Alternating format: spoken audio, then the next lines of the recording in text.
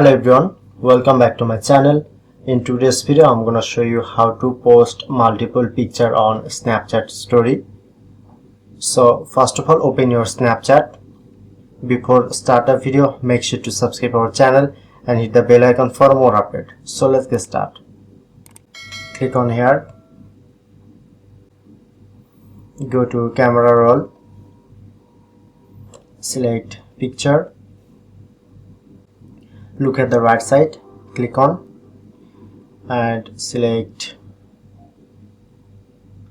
more than, tap onto this icon,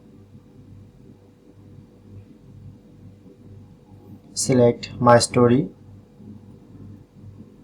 and then finally click onto arrow icon.